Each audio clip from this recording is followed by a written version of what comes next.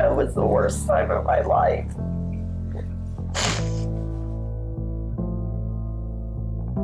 Things just were bad, and our family was falling apart.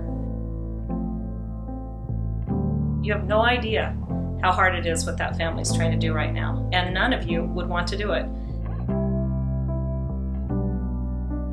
If we shun these kids, what's going to happen to them? We need to find a way to make it work within the family. My first call is always the Mfcaa. If they will always give me the answers I need or steer me in the right direction.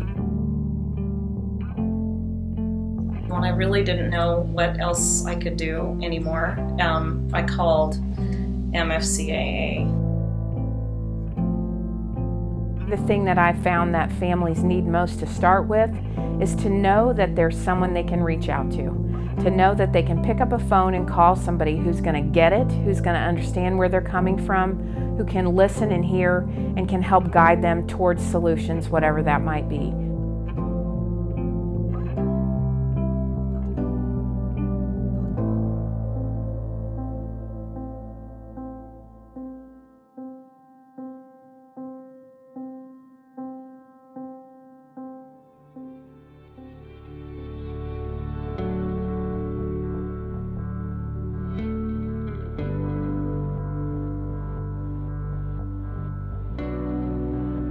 Mfcaa started as a small support group for foster and adoptive families. It was really just a meeting of a few families who got together and shared information. The group grew quickly because it was very positive and focused on solutions and began to outgrow its space. And at that point, we put all of our heads together to come up with any service we could possibly think of that might positively impact abused and neglected kids in the Kansas City area. And we decided what we wanted to form was a one-stop shop in which any foster adoptive parent could come to get all of the supports and services that they might need as they cared for abused and neglected kids in Kansas City.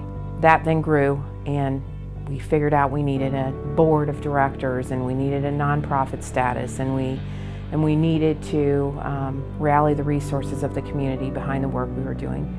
And it morphed eventually into what we are today.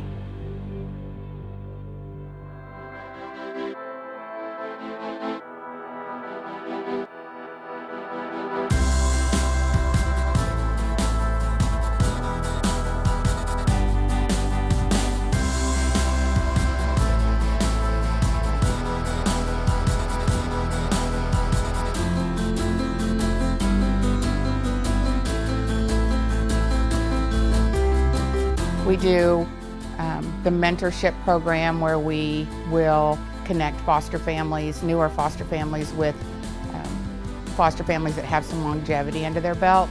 We do a lot of advocacy, a lot of helping people navigate this system. It's a really complicated system sometimes, and there aren't a lot of supports within the agencies, sometimes for foster families as much as there are for biological families and the children that we serve. So Mfcaa comes in and supports those foster parents and helps them navigate the system when they're having a hard time.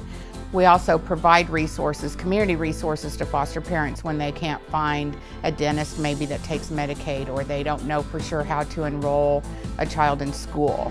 Then they can call and we can help them also do that.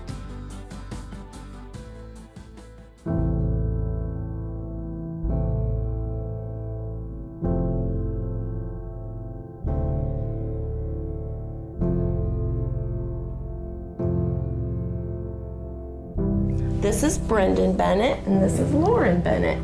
We found out about Brendan, who had some pretty rough beginnings. He was in a medical group home where there was a baby on hospice. They were max capacity, and he needed a new home ASAP. So we went out and met him and fell in love with him and brought him home. So pretty rough for such a young little guy who was not medically stable at all when he came to us. He was crack cocaine exposed, and that was the biggie, so he was born at just 28 weeks.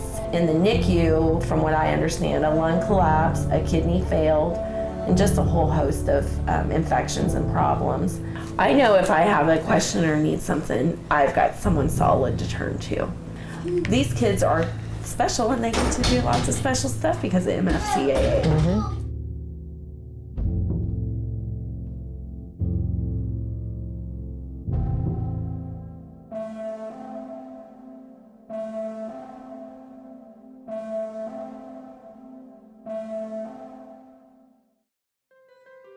As MFCAA grew over the years, we had many contacts from families who were fostering in Kansas.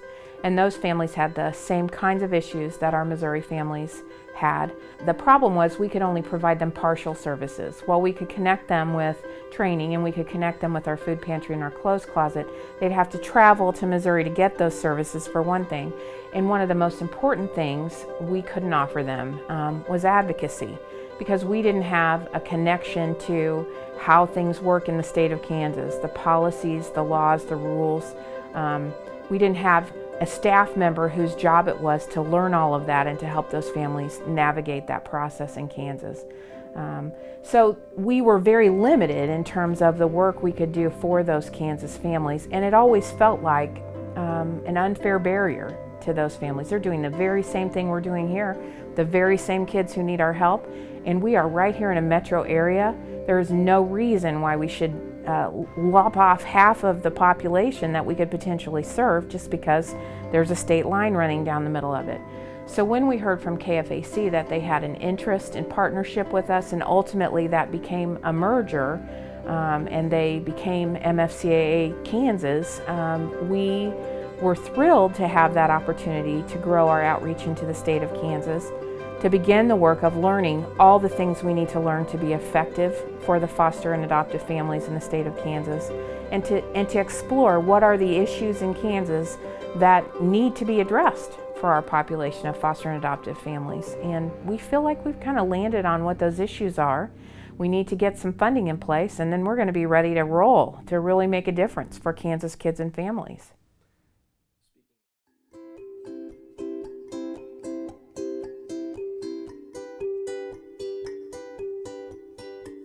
The direct service program that we'd really like to bring to Kansas to start with is absolutely our BI services.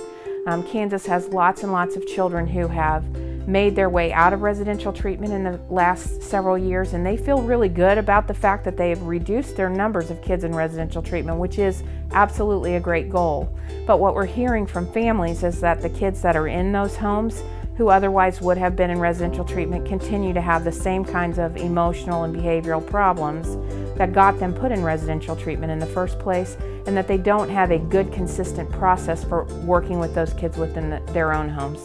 So many of those kids are experiencing instability and bouncing around in foster care, as opposed to remaining safe and stable in adoptive homes or in foster homes that are going to become adoptive homes. So the BI program would really allow us to help improve stability for kids in Kansas who have elevated needs, and to help get those kids who have been adopted who have those issues the help they need to be able to remain safely in their homes. Both of the boys have a lot of special needs. They have a lot of issues with anger control. They have issues not understanding situations. They don't have the social skills to really adapt to a lot of different things. So things got really tense. We were kind of on our last straw and trying not to disrupt our family, but that's what it was coming to. We had exhausted everything that we knew we could do to try to keep our family together.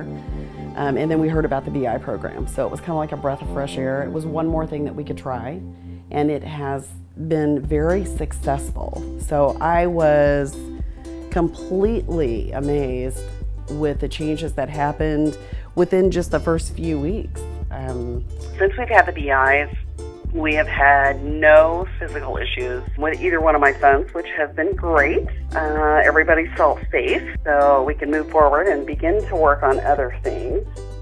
I think it's been a godsend for us. That was the word I was going to use. It really has been. Just when you think that you have no other options, the BI program came into play, and almost instantaneously things turned around. And there was vast improvements, not only initially but day to day. and we've continued on, even on just a short period of time. It comes so far. We're far and away better as a family than we would have been had this not been a program for us to access. But it also gives you that hope to know that your children can grow up in their home and can remain a part of their family until they graduate and move out on their own. So before, we hadn't had that kind of hope for years. So it's really kind of inspired our family again.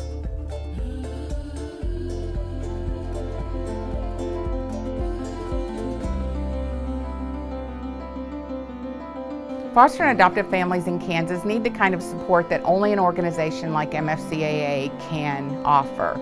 Together, we can make a huge difference in the lives of children and the impact that the system has on the children, but we need your support. We need your help, and we need it in terms of talent, time, and most importantly, financial support. We need financial support to make this work for all of the foster and adoptive children in Kansas.